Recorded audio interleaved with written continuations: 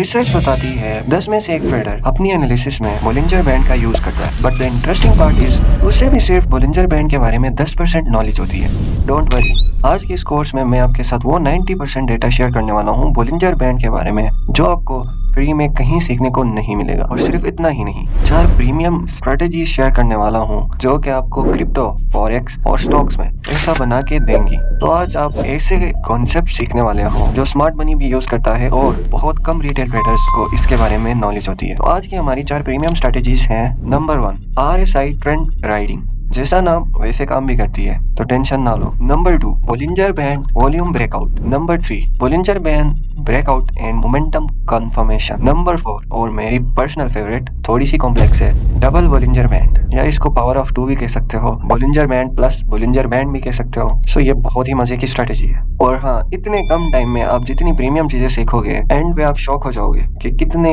Hidden concepts थे जो आपसे छुपे हुए थे बोलिंजर बैंड के बारे में। तो आराम से बैठो और शो का मजा उठाओ। तो अब बहुत होगी बातें, कोर्स स्टार्ट करते हैं। एज यूजुअल आज भी हम डीप में जाके सीखेंगे कि बोलिंजर बैंड है क्या, कैसे वर्क करता है। तो अगर आप एक बिगिनर हो तो मेरी आपको एडवाइस है कि एक पेन और पेज अपने साथ रखो और जो चीजें मैं बता रहा हूँ साथ में बुलेट पॉइंट्स में नोट करते जाओ। बेशक बाद में इस पेज को फाड़ के फेंक देना, बट अभी के लिए एक पेन और पेज कहीं से भी अरेंज करो और साथ में बुलेट पॉइंट्स में नोट्स बनाओ, क्योंकि ये चीजें आपको कहीं और सीखने को नहीं मिलेंगी। और अगर आप भूल गए तो बहुत ज्यादा कुछ मिस करने वाले हो। तो वीडियो पॉज करो और एक पेन और पेज अपने साथ रखो। तो बोलिंजर बैंड जैसा पावरफुल इंडिकेटर जिसे बैंक से लेकर रिटेल ट्रेडर्स तक सब यूज करते हैं, किसने बनाया था? तो आप जान के शॉक हो जाओगे कि बोलिंजर बैंड जैसा पावरफुल इंडिकेटर 1980s में बना है, और जिस लेजेंड ने इस एल्गोरिदम को डिजाइन किया था उनका नाम था जॉन बोलिंजर। इसीलिए तो इसका नाम है बोलिंजर बैंड। और अगर मैं इसे डेवलप करता तो इसका नाम होना था मेंटोर बैंड। सुनने में ही अजीब लग रहा है, इसने बना लिया ब्रो, वरना सच में मैं बनाने वाला था। बट बनाया क्यों? आखिर इसका गोल क्या था, इसका मकसद क्या था इस एल्गोरिदम को बनाने के पीछे? इसका मेन गोल था कि एक ऐसा एल्गोरिदम डिजाइन करें जो कि मार्केट की रियल टाइम वोलेटिलिटी को मेजर कर सके। अब फाइनेंशियल मार्केट में वोलेटिलिटी की डेफिनेशन बिल्कुल डिफरेंट होती है। आपको मैं फाइनेंशियल मार्केट में वोलेटिलिटी की सबसे सिंपल डेफिनेशन बताने वाला हूँ। ट्रेडिंग में वोलेटिलिटी का मतलब है कितनी तेजी से प्राइस में चेंज आ रहा है। बट वोलेटिलिटी जैसी कॉम्प्लेक्स चीज को एक्यूरेटली मेजर करना पॉसिबल है? इसका सिंपल आंसर है yes, it is possible. But how? Maths का एक टूल है स्टैंडर्ड डेविएशन, जिसको यूज करके फाइनेंशियल मार्केट में एसेट की वोलेटिलिटी को एक्यूरेटली मेजर किया जा सकता है। ये टूल हर कैंडल की मीन निकाल के, एवरेज प्राइस का मीन निकाल के डेटा को ग्राफ में सेपरेट करता है। बट मैंने आपको इसके बारे में क्यों बताया? क्योंकि बोलिंजर बैंड की जो बैकबोन है वो है standard deviation. Bollinger band standard deviation को यूज करके बनाया जाता है। सबको पता है बोलिंजर बैंड में 3 लाइंस होती हैं, बट उन लाइंस का फंक्शन क्या है, वो कैसे बनती है, ये किसी को पता नहीं है। ये बहुत कम लोगों को पता होता है, बट आज आपको भी पता चल जाएगा। ऊपर वाली लाइन को हम कहते हैं अपर बैंड, मिडिल वाली लाइन को हम बोलते हैं मिडिल बैंड, और लास्ट लाइन को हम बोलते हैं लोअर बैंड। जो अपर एंड लोअर बैंड है सेम भी है और डिफरेंट भी, मतलब एक पॉजिटिव है दूसरा नेगेटिव है। बट जो मिडिल बैंड है it's a simple moving average. सबसे पहले हम सबसे सिंपल चीज समझते हैं, ये मिडिल बैंड क्या है। This middle band is simple moving average. अब मूविंग एवरेज क्या होता है, मूविंग एवरेज का फंक्शन क्या होता है, मूविंग एवरेज कैसे बनता है, मूविंग एवरेज को कैसे यूज करना है, इसके बारे में मैंने आपको एक पूरा कोर्स कराया है। तो बोलिंजर बैंड की 50% अंडरस्टैंडिंग उस कोर्स से आपको हो जाएगी। अब मैंने आपको बता दिया ये है सिंपल मूविंग एवरेज। आपको इसे ऐसे यूज करना है जैसे मैंने आपको कोर्स में सिखाया है। सो जिसने मूविंग एवरेज के कोर्स को कंप्लीट नहीं किया तो उसके नाम हमारा एक पैगाम। अगर आपको बोलिंजर बैंड एक प्रोफेशनल ट्रेडर की तरह यूज करना है और बोलिंजर बैंड से एक प्रॉफिटेबल ट्रेडिंग स्ट्रेटेजी बनानी है, तो आपको मूविंग एवरेज का कॉन्सेप्ट होना चाहिए। मैं ये नहीं कहता जाके मेरा ही कोर्स कर लो, किसी और का कर लो, बट मूविंग एवरेज के बारे में पहले सीख के आओ, क्योंकि 50% Bollinger band is based on moving average. तो ये कोर्स कहीं नहीं जाने वाला, ये कोर्स यहीं पे है। पहले जाके मूविंग एवरेज सीख लो, मैंने कोर्स का लिंक डिस्क्रिप्शन में दिया हुआ है। अब इमेजिन करो कि आप एक स्टॉक की प्राइस को ट्रैक कर रहे हो। Instead of just watching the price of the stock जो ऊपर नीचे जंप कर रही है, आप निकालते हो हर कैंडल की एवरेज प्राइस, और एवरेज प्राइस से क्या बनता है हमारा मूविंग एवरेज। अब मूविंग एवरेज को यूज करके हम बनाएंगे 2 bands, upper and lower bands. अब मूविंग एवरेज की लाइन से हमने एवरेज प्राइस तो निकाल ली हर कैंडल के लिए, बट जो मेन क्वेश्चन अराइज होता है विच इज जो एवरेज प्राइस निकल के आई है, मूविंग एवरेज ने जो एवरेज प्राइस हमें निकाल के दी है स्टॉक की या किसी भी एसेट की, क्या वो बहुत ज्यादा है या कम है या मीडियम है? अब ये क्वेश्चन इंपॉर्टेंट क्यों है? ये कॉमन सेंस की बात है। अगर करंट प्राइस बहुत ज्यादा है तो इसका मतलब है स्टॉक की प्राइस इंक्रीज हो रही है। मीडियम है तो इसका मतलब प्राइस किसी भी डायरेक्शन में एक इंपल्सिव मूव दे सकती है।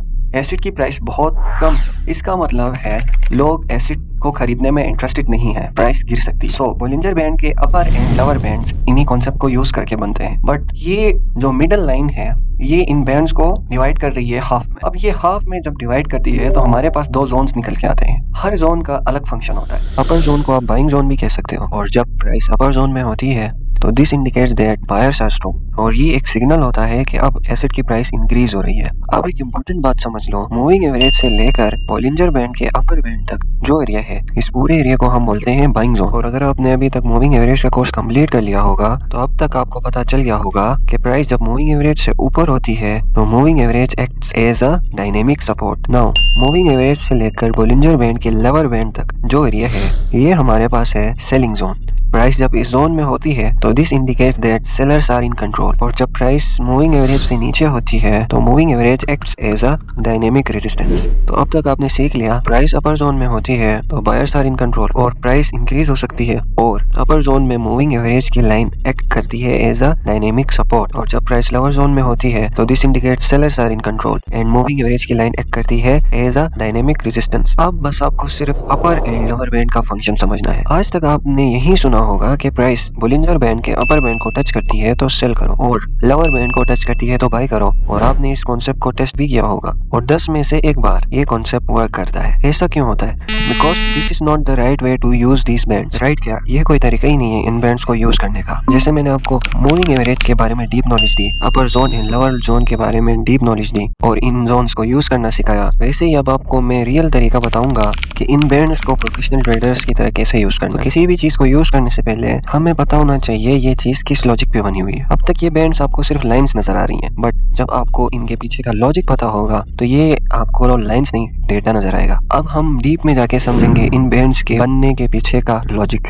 अब मैं आपको बताता हूँ इंग्लिश में अपर बैंड की इक्वेशन और लोअर बैंड की भी इक्वेशन। अपर बैंड हमारे पास बनता है एवरेज प्राइस जो हमें मिलती है मूविंग एवरेज से, plus volatility of the current price जो हम निकलते हैं स्टैंडर्ड डेविएशन से। आपको बस नाम याद होना चाहिए, स्टैंडर्ड डेविएशन को डीप में जाके स्टडी करने की कोई जरूरत नहीं है, बस आपको इतना पता होना चाहिए कि standard deviation plus moving average से जो एवरेज प्राइस मिलती है उससे बनता है अपर बैंड। अब लोअर बैंड कैसे बनता है? लोअर बैंड बनता है मूविंग एवरेज ने हमें जो एवरेज प्राइस निकाल के दी है माइनस वोल्टिलिटी। सेम वोल्टिलिटी को अगर आप प्लस करोगे तो अपर बैंड बनेगा, अगर आप माइनस करोगे एवरेज प्राइस से तो हमारे पास लोअर बैंड बनेगा। It's that simple. और किसी को पता ही नहीं होता ये बैंड्स कैसे बन रहे होते हैं, उनको लगता है ये लाइंस है, ये बैंड्स है, ये ऐसे बनते हैं। अब होगा बहुत से लोगों का क्वेश्चन होगा कि यार स्टैंडर्ड डेविएशन जो टूल है क्या ये इंपॉर्टेंट है सीखना? क्योंकि एवरेज प्राइस तो आपको कैलकुलेट करना मैंने सिखाया था प्रीवियस कोर्स में, ये इंपॉर्टेंट नहीं है। ये इंपॉर्टेंट उन लोगों के लिए जो एल्गोरिदम डिजाइनर्स हैं, जो एल्गो डिजाइन करते हैं, एल्गोरिदम बनाते हैं, उनके लिए बहुत ही इंपॉर्टेंट चीज है। अगर आप एक एल्गोरिदम डिजाइनर हो तो आप सीख सकते हो इस टूल को, पहले ये वर्क कैसे करता है, इसका फॉर्मूला क्या है, ये सीख के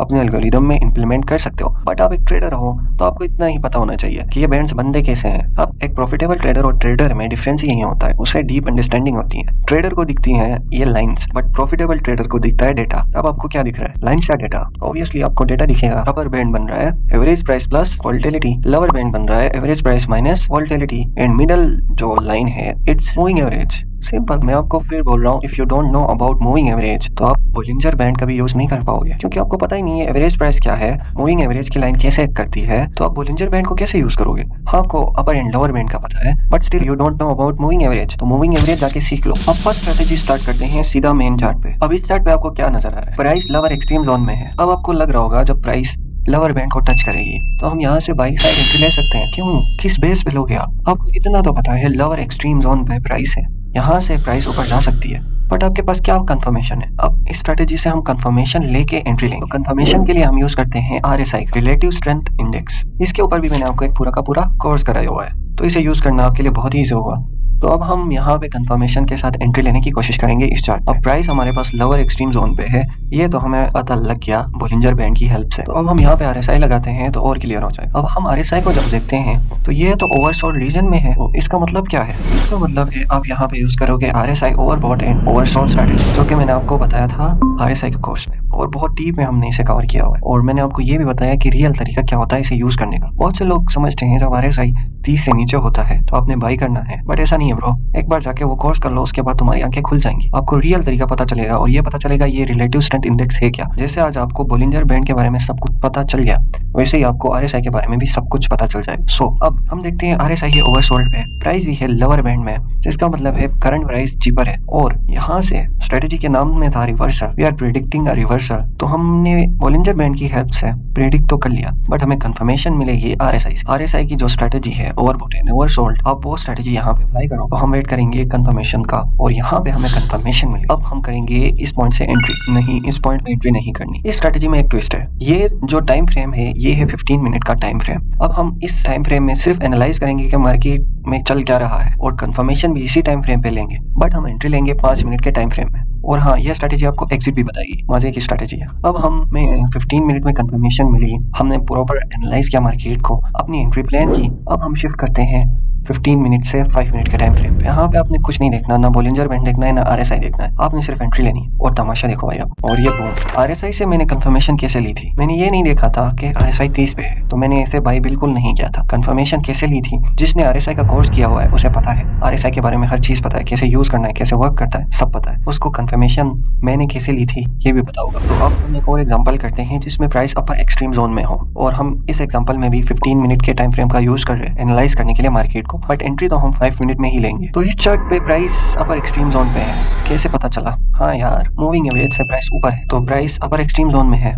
अब हमें सिर्फ आरएसआई से कंफर्मेशन लेनी है। जब डाउन साइड मोमेंटम स्टार्ट होगा, इसका मतलब है यहाँ से रिवर्सल आने वाला है, तो यहाँ पे हमें कंफर्मेशन मिली और हमें ये पता चला कि रिवर्सल आने वाला है। किसने बताया? आरएसआई ने। अब हम यहाँ से एंट्री लेंगे। यार यहाँ पे क्यों एंट्री लेंगे, हम तो एंट्री लेंगे 5 मिनट में। शिफ्ट करते हैं। अब यहाँ पे आपने कुछ नहीं देखना, जहाँ से आप एंट्री करना चाह रहे हो उस जोन पे, उस जोन को आपने नोट करना है और 5 मिनट में एंट्री करनी है, और यहाँ से हम अपनी एंट्री करते हैं। और ये तमाशा देखो भैया, इसे मैंने खुद टेस्ट किया है, this is a very powerful strategy.